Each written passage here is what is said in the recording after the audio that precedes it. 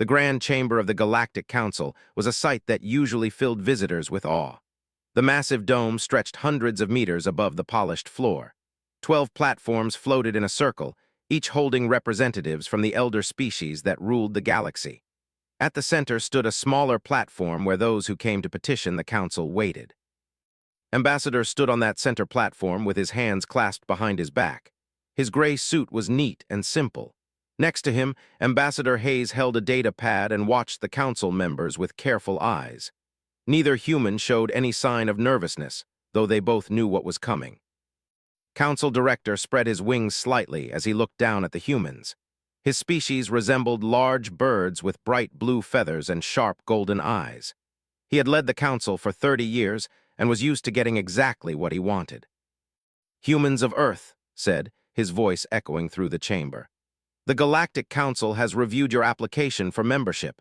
We have decided to grant you the honor of joining our great civilization." Nodded once but said nothing. "However," continued, "as a young species with limited experience in galactic matters, you must accept certain conditions. These terms are for your own protection and the stability of the galaxy." A holographic display appeared above the center platform. Lists of demands began scrolling across the screen. Read them carefully while made notes on her data pad. "First," announced, "humanity must reduce its military fleet by 60%. You have too many warships for such a young species. This makes other civilizations nervous." A council member from the reptilian species nodded in agreement. "Your weapons are primitive but numerous. This could lead to accidents." "Second," went on, "all human colonies must accept council oversight. Inspectors will be stationed on every human world to ensure you follow galactic law. Third, Earth and all human territories will pay an annual tribute to the Council. This payment will equal 40% of your total economic production. These funds maintain galactic peace and infrastructure." His jaw tightened slightly, but he kept listening. "Fourth, humanity's access to faster-than-light technology will be restricted. You may only use approved jump routes and must request permission before establishing new colonies." The list continued for another hour. By the time finished, the terms covered everything from human scientific research to cultural exchanges. Every single rule placed humans under strict council control. "These terms are generous," said finally. "Many species waited centuries for membership. We are offering it to you after only 50 years of space travel. You should be grateful." A counselor from the species clicked her mandibles. Most species would celebrate this opportunity. The Council provides protection, trade, and technology. "You are children playing with dangerous toys," another counselor added. "Accept our guidance and you will prosper." Cleared his throat. "May I ask some questions about these terms?" Waved a wing. "Of course, we want you to understand your new responsibilities." "The 60% reduction in our fleet," said. "That would leave us with barely enough ships to patrol our own space. How would we defend our colonies?" "The Council will defend you," replied. "That is one benefit of membership." "I see, and the tribute of 40% of our economy. That seems quite high for a defensive alliance." "It is not merely defense," said with an edge to his voice. "You gain access to thousands of worlds, advanced technology, and the wisdom of species far older than yours." "About that technology," continued, "these restrictions on FTL travel would prevent us from responding to emergencies in our own territory. If pirates attack one of our colonies, we would need council permission to send help." "You would request aid from the nearest council patrol," explained slowly, as if speaking to a child. "They would handle the situation." "How long would that take?" "It depends on patrol schedules, perhaps a few days or weeks." Nodded thoughtfully, leaned over and whispered something to him. He glanced at her data pad and his expression hardened. For the next 2 hours, asked detailed questions about every term. The council members answered with growing impatience. They were not used to explaining themselves so thoroughly. Most species simply accepted what they were offered and felt honored to do so. Finally held up both wings. "Enough questions. We have been more than patient. Do you accept the council's terms or not?" The chamber fell silent. All 12 council members stared at the two humans on the center platform. This was usually when species representatives fell over themselves agreeing. Some even cried with joy at being accepted into galactic civilization. Looked at, she met his eyes and gave a small nod. He turned back to face the council.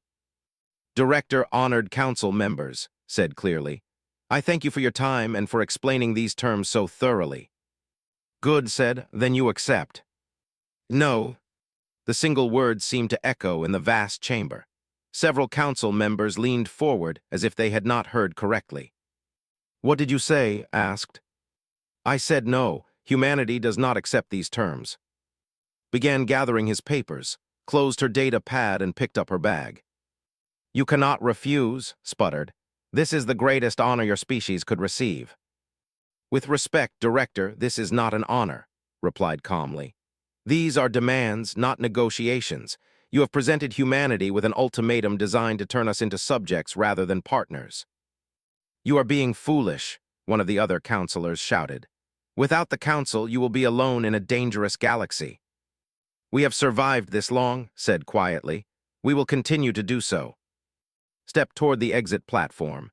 If the council ever wishes to discuss actual partnership based on mutual respect, humanity remains open to conversation. But we will not accept subjugation disguised as membership. Sit back down, ordered. We are not finished. Yes, Director, we are, said he and stepped onto the exit platform. This is outrageous, his feathers ruffled in anger. No species has ever refused the council. If you walk out of this chamber, do not expect to return.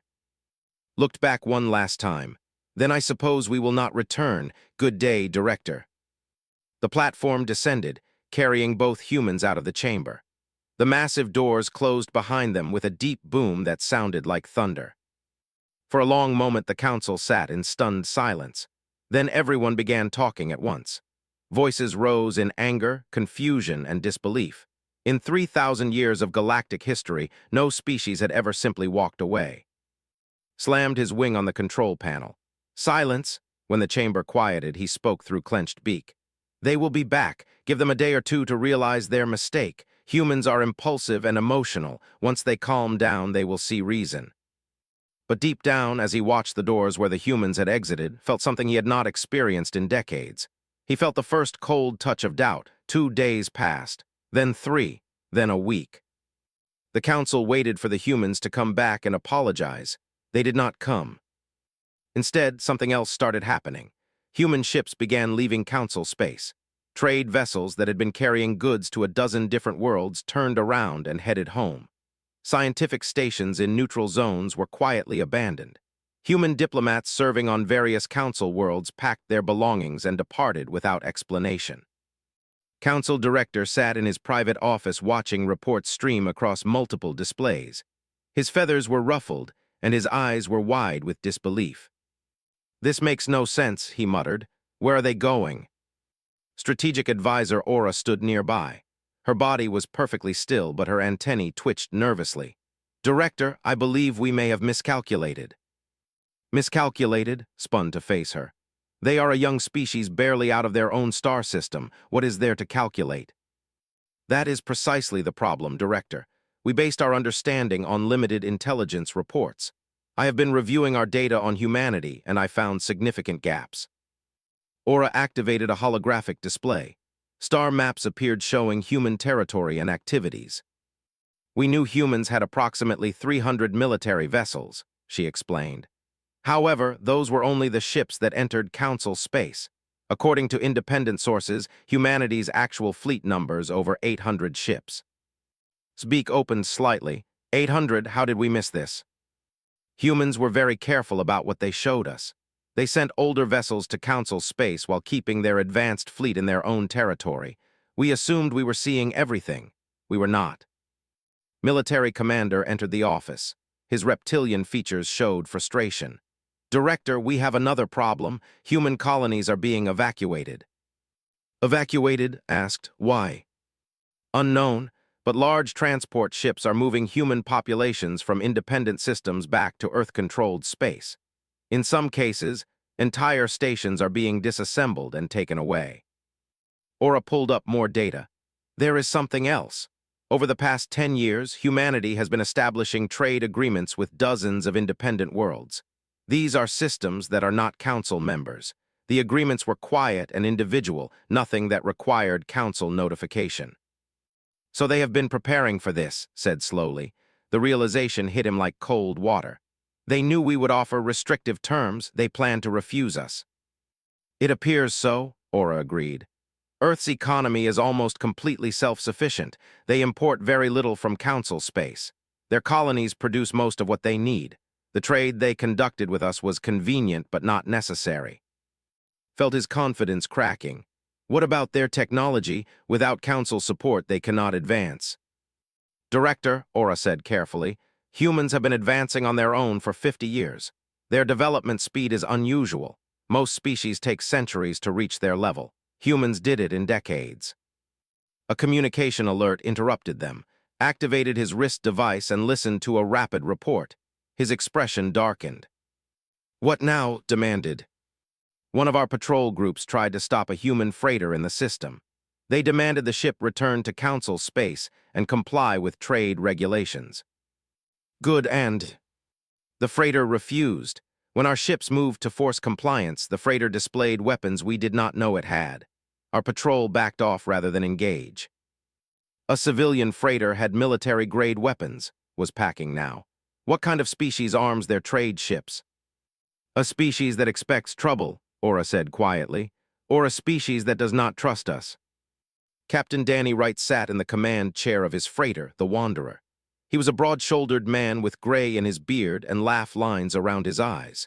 Right now, he was not laughing. Captain, the council patrol is moving off, his co-pilot reported. Good, send a message to Earth Command. Let them know the council is trying to intercept civilian vessels now. Already done, Captain. What do you think they will do? Danny leaned back and scratched his beard. The council is panicking. They thought we needed them. Now they are learning we do not. That scares them more than any weapon we could point at their heads. Are we really not going back to council space? Not unless things change. I have been trading with the colonies for 5 years. They never tried to tell me how to run my ship or demanded tribute. I will take honest trade over council control any day. The Wanderer jumped to FTL, leaving council space behind. Back on Prime, the council held an emergency session. All 12 elder species were present, and the chamber buzzed with angry voices. This is unacceptable, one counselor shouted. We cannot allow a young species to simply ignore us. They are not ignoring us, another replied. They are rejecting us. There is a difference. What is the status of human movements? Asked, trying to maintain control of the meeting. Aura projected current data. 27 human vessels have left council space in the past week. 43 trade contracts have been canceled. 6 human diplomatic offices have closed. They are running away, said with satisfaction. This proves they are weak. Or it proves they do not need us, a quieter voice said. Counselor from the aquatic species rarely spoke, but when she did, others listened. Has anyone considered that possibility? Nonsense, snapped. Every species needs the council. Do they? Asked. The worlds are independent and thriving. The territories remain outside our influence and show no signs of suffering. Perhaps the galaxy is larger than we want to admit. The and are exceptions, argued. Most species cannot survive alone. Yet humans seem prepared to try, observed. New reports began arriving. The first one made several counselors stand up in alarm. 3 independent systems have formed a defensive pact with humanity, Aura reported. The Federation, the Confederation, and the Union have signed a mutual aid treaty. This is worse than I thought, growled. They are building an alliance against us. Not against us, corrected. They are building an alliance that excludes us. There is a difference. His mind raced. This was spiraling out of control faster than he could have imagined. When the humans walked out, he had expected them to come crawling back within hours. Instead, they were moving forward without any sign of regret. We could blockade human space, suggested. Cut them off completely, force them to negotiate. That would be an act of war, said firmly. Over what? Their refusal to join us. Since when do we force membership? We do not force, said. We encourage. Those terms you offered humanity were not encouragement. They were chains dressed as gifts. The chamber erupted in argument. Some counselors supported harsh action against humanity. Others urged caution. A few, openly questioned whether the council had made a mistake. Through it all, Aura kept receiving reports. Each one was worse than the last. More independent systems were reaching out to humanity. Some were asking about joining the defensive pact. Trade between human territories and independent worlds was increasing rapidly. The galaxy was watching, and for the first time in 3,000 years, they were watching the council squirm. Late that night sat alone in his office. The lights of Prime glittered outside his window. He had led the council through calm and stable years. Everything had run according to tradition and law. Now that stability was cracking, all because two humans had walked out of a meeting. He wanted to believe they would fail, that humans would collapse without council protection and come begging to return. But deep in his hearts knew the truth. Humanity was not coming back, and the galaxy would never be quite the same.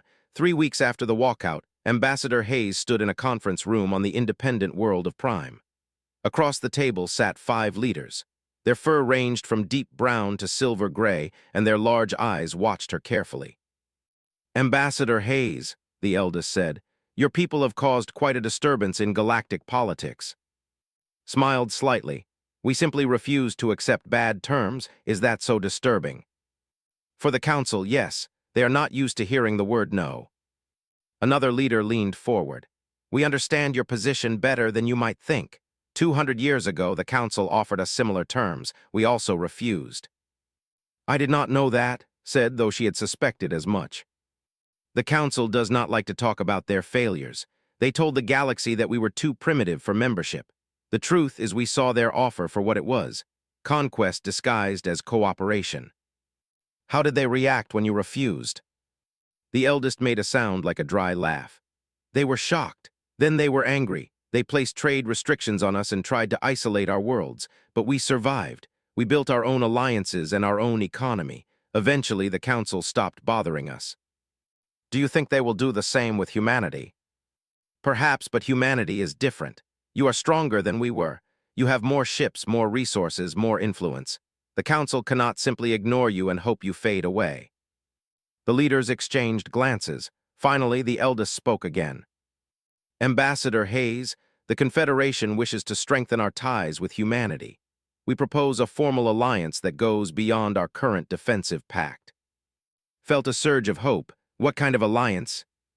"Full trade access, technology sharing, joint military exercises, and most importantly, a unified front against council pressure. If they threaten you, they threaten us. If they threaten us, they threaten you." "That is a significant commitment." "These are significant times. The council has ruled the galaxy through intimidation and manipulation for too long. Someone finally stood up to them. We want to stand with you." Extended her hand. The eldest grasped it with a furry paw and they shook firmly. The alliance was sealed. On Earth, President Cole sat in the Oval Office reviewing reports from across human space. She was a woman in her late 50s with steel gray hair and sharp brown eyes. Right now, those eyes were tired but determined. Her chief of staff entered with yet another data pad. "Madam President, we have responses from the message you recorded." "How many worlds have seen it?" "All of them. The council tried to block the transmission, but independent systems picked it up and rebroadcast it. Your speech has reached every corner of the galaxy." Allowed herself a small smile. 3 days ago, she had recorded a message explaining humanity's position. She had not expected it to spread so far or so fast. In the message, she had been direct. Humanity came to space to explore and make friends. They did not come to bow before masters or pay tribute to distant rulers. The council offered humanity subjugation, not partnership, and humanity chose freedom over false security. "What are people saying?" asked. "Some support us. Many are afraid to say anything publicly, but private messages are coming in from dozens of species. Most of them are minor council members who feel the same pressures we faced." "How is the council reacting?" "Badly. Director gave a speech calling us dangerous isolationists. He warned other species not to follow our example." Shook her head. "He still does not understand. We are not isolationists. We are simply not desperate enough to accept chains." In orbit above the colony of bright water, Captain Foster watched his tactical display carefully. The colony had sent out a distress call an hour ago. Pirates were attacking their outer stations. Was 32 years old and commanded the human destroyer Defiant. His ship was fast and well-armed, but it was deep in independent space. They were the only help available. "Captain, we are approaching the colony," his tactical officer reported. "I count 6 pirate vessels. They are small but aggressive." "How long until the nearest council patrol arrives?" "They estimate 4 days, sir." Felt anger rise in his chest. 4 days was far too long. The pirates would strip the colony bare in 4 hours. "All crew to battle stations. Weapons ready. Communications, open a channel to the pirates." "Channel open, Captain." "Attention, pirate vessels. This is Captain Foster of the human ship Defiant. You are attacking a colony under our protection. Leave now or face destruction." There was a pause, then a rough voice came back. "Humans, what are humans doing out here? This is not your space." "We were invited. You were not. You have 1 minute to jump to FTL and leave this system." "Or what? You are 1 ship, we are 6. "Then I feel sorry for you. 45 seconds." The pirates must have scanned the Defiant because their tone changed quickly. "Wait, your weapons' signatures do not match any council vessel. What are you?" 30 seconds. "We are leaving. No need for trouble." The 6 pirate ships turned and jumped away. The entire confrontation lasted less than 5 minutes. Leaned back in his chair. "Tactical, any damage to the colony?" "Minor damage to 2 outer stations, sir. No casualties." "Good, send a message to the colony. Let them know the area is clear." An hour later, stood in the colony's main hall. The governor, an older male with silver fur, gripped his hands tightly. "Captain Foster, you saved my people. The council patrol would have arrived too late." "We were nearby. It was the right thing to do." "The right thing," the governor shook his head. "The council would have filed reports and sent investigators. They would have eventually arrested the pirates, but my people would have been dead or gone. You simply came and helped." "That is what allies do." "The Federation will not forget this. We will send a full report to every independent system. The galaxy should know that humanity keeps its promises." The report spread quickly. Within 2 days, every major news network in the galaxy carried the story. A human ship had defended a colony when the Council could not. The contrast was clear and embarrassing for the Council. 3 more independent systems contacted humanity about forming alliances. Back on Prime, Counselor met secretly with Ambassador. They sat in a private garden away from listening devices and prying eyes. "Ambassador, I want you to know that not all Council members supported the terms you were offered," said quietly. "I appreciate that, Counselor. But the Council spoke with one voice when those terms were presented." "Because we were overruled. Director convinced the majority that humanity needed firm guidance. I argued for equal partnership. I lost the vote." Studied the aquatic alien carefully. "Why are you telling me this?" "Because I believe the Council made a terrible mistake, and because that mistake is tearing the galaxy apart." "The galaxy is not tearing apart. It is waking up." Made a sound like water over stones. "Perhaps you are right. 6 minor species are now openly questioning Council authority. 4 are threatening to leave. Trade networks are shifting away from Council space. All because you walked away."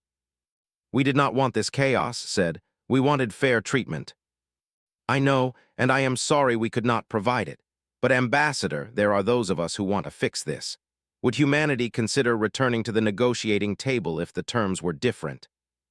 Met her eyes. "Counselor, humanity is not interested in Council membership anymore." Looked shocked, "But that is what you wanted." "We wanted partnership. We wanted to join a community of equals. The Council does not offer that. So we are building something new, something better." "You are creating a rival power structure." "No, we are creating an alternative. Any species is welcome to join us. Any species is welcome to trade with us. We simply will not kneel to anyone." Was quiet for a long moment. "You are very bold for such a young species." "Or perhaps we have not yet learned to be afraid of the right things." As left the garden, remained behind, she thought about the galaxy she had known her entire life. Stable, ordered, controlled. That galaxy was changing, and she was not sure if that was a good thing or a terrifying thing. Perhaps it was both. 1 month after humanity walked away from the Council, the galaxy stood on the edge of war. The crisis began when Council Director called an emergency meeting. All 12 elder species gathered in the Grand Chamber. The mood was tense and angry. "This situation has gone too far," announced. 12 independent systems have joined humanity's coalition. 4 Council member species are threatening to leave. Our authority is being openly mocked. "What do you propose we do?" asked the Counselor. "We remind the galaxy who maintains order and peace. Military commander has prepared a plan." Stepped forward. His reptilian eyes gleamed with anticipation. "We will establish a blockade around human territory, no ships in or out. We will cut off their trade and force them to accept our terms." Counselor rose to her feet. "This is madness. You are talking about an act of war." "Not war," corrected. "Enforcement. Humanity has disrupted galactic stability. We are simply restoring order." "By threatening them, by cutting off an entire species from the galaxy. They chose to leave us. Now they can live with that choice. When their economy collapses and their people suffer, they will come back begging for membership." Several counselors nodded in agreement. Others looked uncertain, tried again. "This will not work. Humanity is not weak. They have allies now, and they have shown they are willing to defend themselves." "Then they will learn that defying the Council has consequences," said coldly. "All in favor of the blockade." 8 hands or wings or claws rose in favor. 3, including, voted against. 1 abstained. The blockade was approved. Within hours, Council military forces began moving toward human space. Admiral Brooks received the warning from long-range sensors. She stood on the bridge of the human carrier Valiant, studying the tactical display with experienced eyes. Was 53 years old with short gray hair and the bearing of someone who had commanded ships for 3 decades. She had fought pirates, explored unknown space, and trained the next generation of human officers. She had never expected to face the entire Galactic Council fleet. "Admiral, we count 240 Council ships taking positions around our territory," her tactical officer reported. "Are they in attack formation?" "No, ma'am, blockade formation. They are sealing off all major jump routes." Nodded slowly. "Send a message to Earth. Inform President Cole of the situation. Then get me a secure channel to all human fleet commanders." 20 minutes later, addressed the entire human navy. Her image appeared on screens across dozens of ships. "This is Admiral Brooks. As you know, the Council has begun a blockade of human space. They intend to cut us off from our allies and force us to submit to their terms." She paused, letting that sink in. "We will not submit, we will not back down, but we will also not fire the first shot. Take defensive positions around our colonies and trade routes. Hold your fire unless fired upon. If they want war, they will have to start it. We will finish it." On Earth, President Cole addressed the entire human population and sent the speech to every corner of the galaxy. "My fellow humans and friends across the stars, the Galactic Council has chosen to blockade our space because we refuse to become their subjects. They believe they can starve us into submission." Her voice was calm but firm. "They are wrong. Humanity did not come to space to find masters. We came to find partners. The Council offered us chains. We chose freedom. Now they punish us for that choice.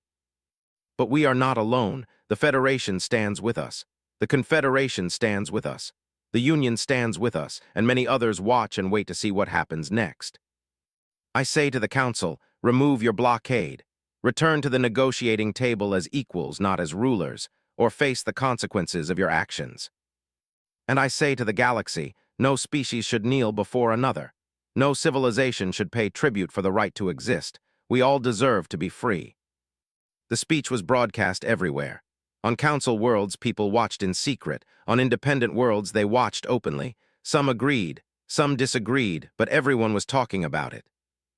Delegate of the species watched the speech 3 times. He was a junior member of the Council, representing a small species that had joined only 50 years ago. He remembered clearly how difficult the terms had been for his people. The next day, stood before the full Council, and did something no delegate had done in centuries. "Director, I must speak," he said loudly. "This is not the time," replied. "We are discussing blockade logistics." "This is exactly the time. I am announcing that the Commonwealth is withdrawing from the Galactic Council effective immediately. The chamber fell silent. You cannot do that, sputtered. I can and I am. The Council has become what it swore to prevent. You are bullies hiding behind words like order and stability. You are using military force to punish a species for refusing to submit. This is not justice. This is tyranny. Sit down before you say something you will regret. I regret only that we did not stand up sooner. My people came to the Council hopping for guidance and friendship. Instead, we found demands and restrictions. We paid tribute that crippled our economy. We reduced our fleet and watched pirates raid our worlds while Council patrols were too busy to help. We accepted all of this because we were told it was the price of membership. Looked around at the other counselors. But humanity showed us the truth. They showed us that we do not have to accept bad terms, that saying no is possible, that freedom is worth the risk. If you leave, you will have no protection, warned. The same protection that takes 4 days to respond to distress calls. We will take our chances. Walked out of the chamber. 2 hours later, the species announced they were also leaving. Then the 3 council members gone in 1 day. At the blockade line, tension was rising. Human ships held their positions. Council ships held theirs. Both sides were armed and ready. The slightest mistake could start a war that would consume the galaxy. Captain Lisa Martinez commanded the human cruiser Guardian. She was 38 years old with dark hair pulled back in a tight bun. Her crew was young but well-trained. Right now, they were all very nervous. Captain, a council patrol ship is approaching our position, her tactical officer said. Only one? Yes, ma'am, they are signaling us. Put them on screen. An officer appeared. His features made his expressions hard to read, but his voice sounded uncertain. Human vessel, you are violating the blockade by maintaining your position. We are in human space, Lisa replied calmly. We have every right to be here. The Council has ordered all human ships to return to Earth orbit. The Council has no authority over us. We never joined, remember. The officer was quiet for a moment. I am following orders. I understand. I'm also following orders. My orders are to defend this position. Then we have a problem. We do, but it is not a problem you and I can solve. This needs to be decided by people much higher up than us. The officer seemed to relax slightly. I agree. I will report our conversation. The channel closed. Lisa let out a breath she had not known she was holding. Helm hold position. Weapons, stay ready but keep safeties engaged. No one fires unless I give the order. Similar conversations were happening all along the blockade line.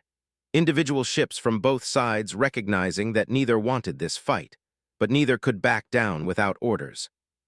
Admiral Brooks reviewed the tactical situation.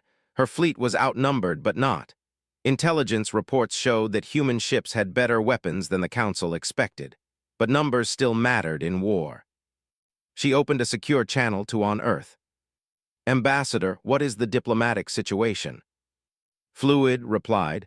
3 species have left the Council, several more are considering it. The Council is fracturing. Can we use that? Perhaps, but Admiral, I need you to understand something. If shooting starts, we win this battle, but we might lose the peace. Explain.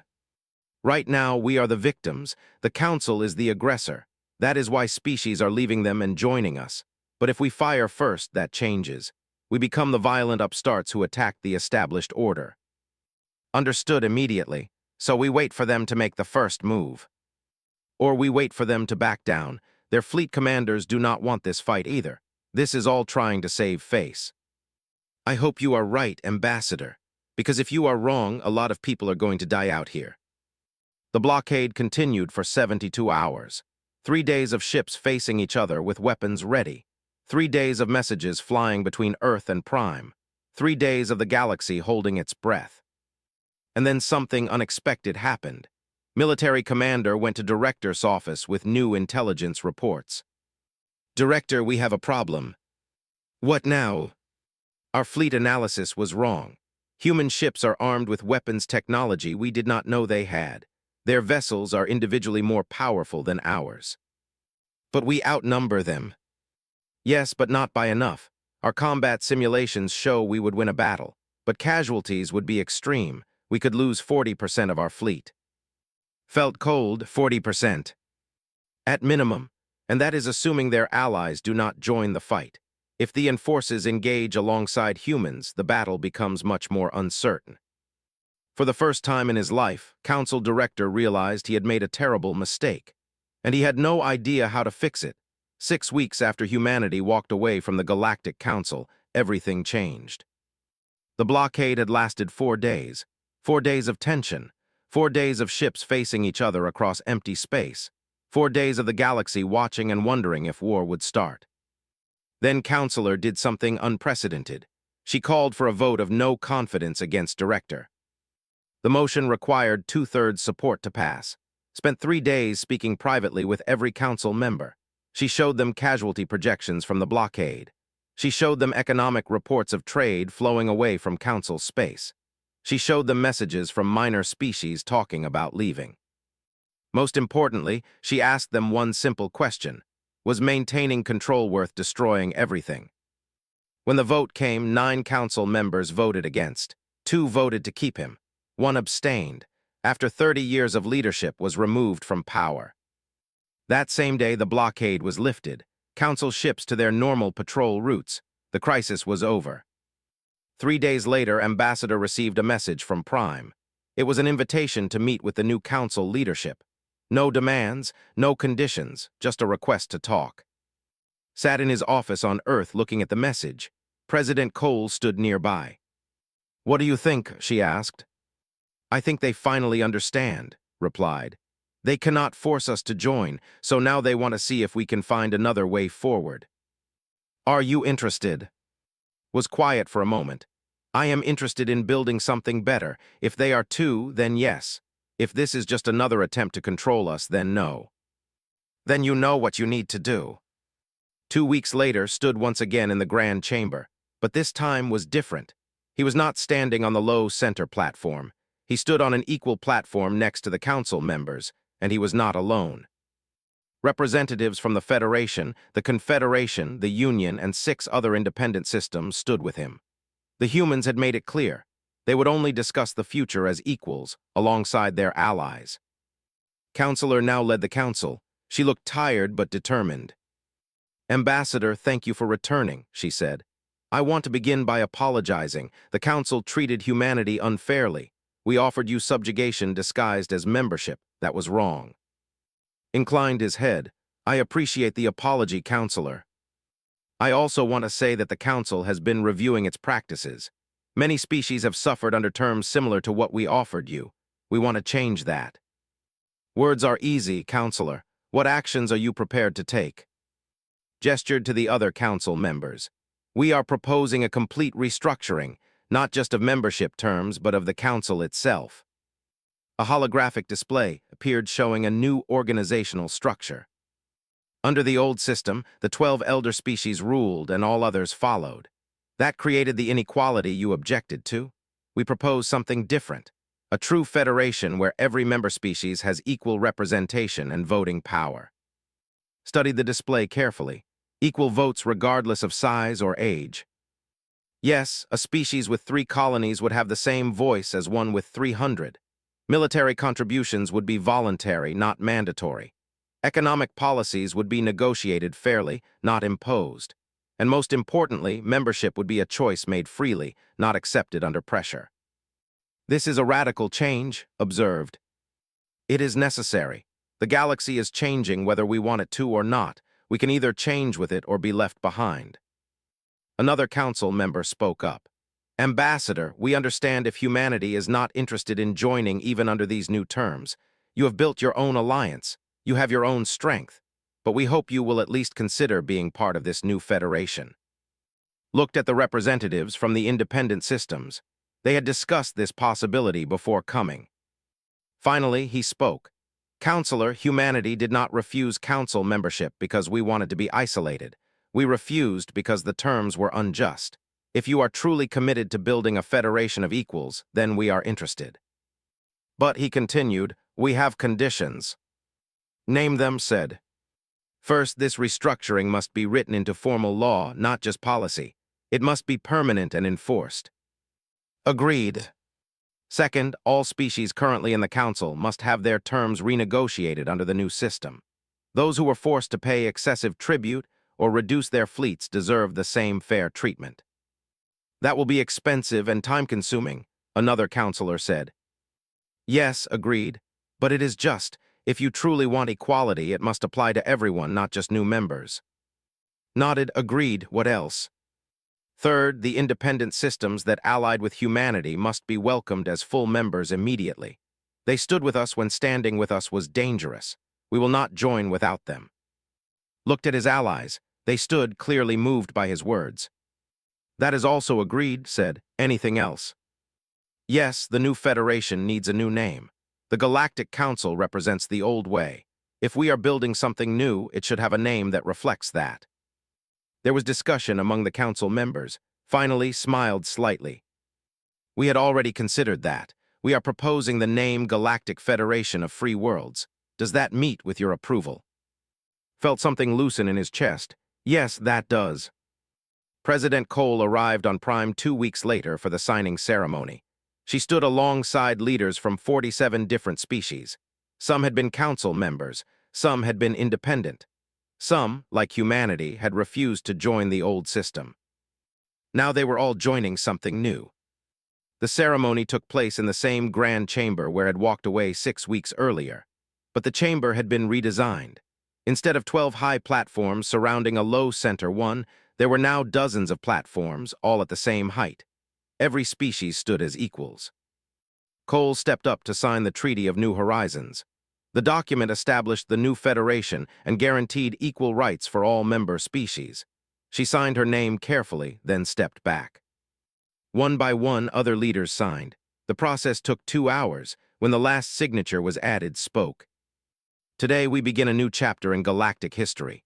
For 3,000 years, the Council ruled through hierarchy and control. That era is over. From this day forward, we move into the future together. As partners, as equals, as friends. The chamber erupted in applause. Not the polite applause of formal ceremonies, but genuine celebration. People from dozens of species embraced and congratulated each other. Stood with Hayes watching the scene. We did it, said quietly. No, replied. They did it. We just refused to accept anything less. Later that evening, stood in the same garden where he had met secretly with weeks before. She found him there, looking up at the stars. Ambassador, I wanted to thank you personally, she said. For what? I walked out of negotiations and nearly started a war. You stood up for what was right. You showed us that our system was broken. Without you, we might have continued on the same path for another 1,000 years. Counselor, I did not do this to reform the Council. I did it because humanity refused to be anyone's subject. I know that is what made it so powerful. You were not trying to change us. You were simply being true to yourselves, and that forced us to look at ourselves honestly. Smiled. Sometimes the most powerful negotiating tactic is being willing to walk away. Indeed, I have learned that lesson well. 3 months later, Captain Lisa Martinez stood on the bridge of the Guardian as it patrolled the sector. Her ship was now part of the Federation Joint Fleet, working alongside vessels from a dozen different species.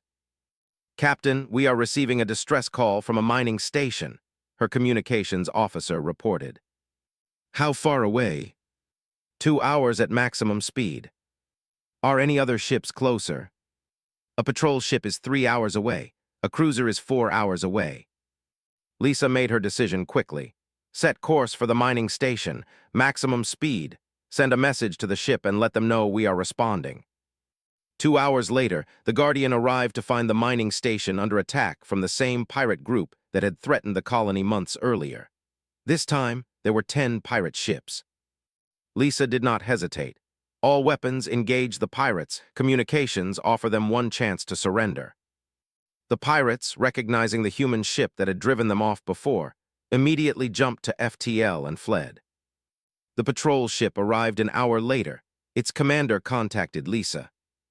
Captain Martinez, thank you for responding so quickly. We would have been too late. We are all part of the same federation now, Lisa replied. This is what partners do for each other. I appreciate that. My species had doubts about these changes, But seeing you come to help, even though this station is not human, shows me that this new Federation might actually work. It will work if we all make it work, Lisa said. That is the difference between the old Council and what we have now. The Council ruled, the Federation cooperates. Back on Earth walked through the city streets unrecognized by most people. He preferred it that way. He had never wanted to be famous. He just wanted humanity to be free. His data pad chimed with a message. It was from President Cole. The Federation Council is meeting next week to discuss expansion policies. They specifically requested your input. Apparently, they value the perspective of someone who once walked out on them. Will you attend? Smiled and typed his reply. Of course, Madam President, though I promised to stay for the entire meeting this time.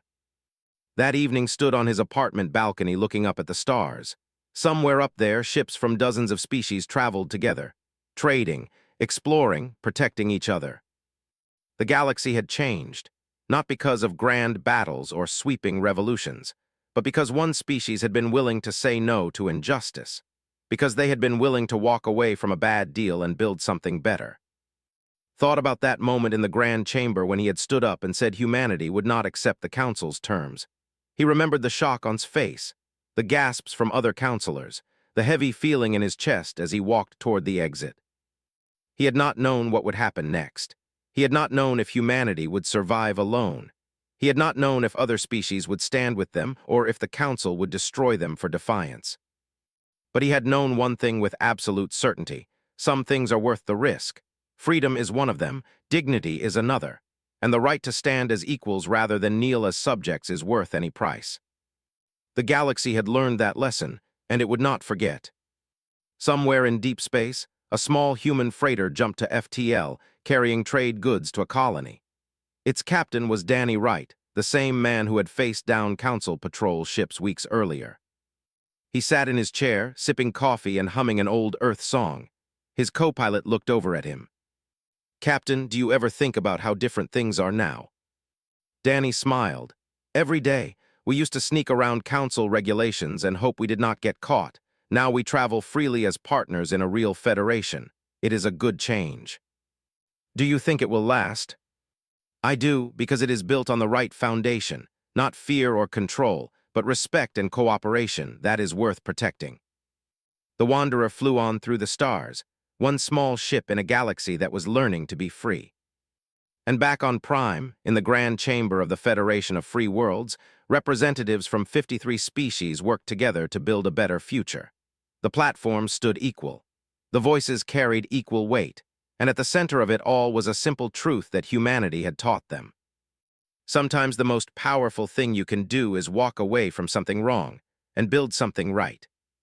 The galaxy would never be the same, and that was exactly as it should be.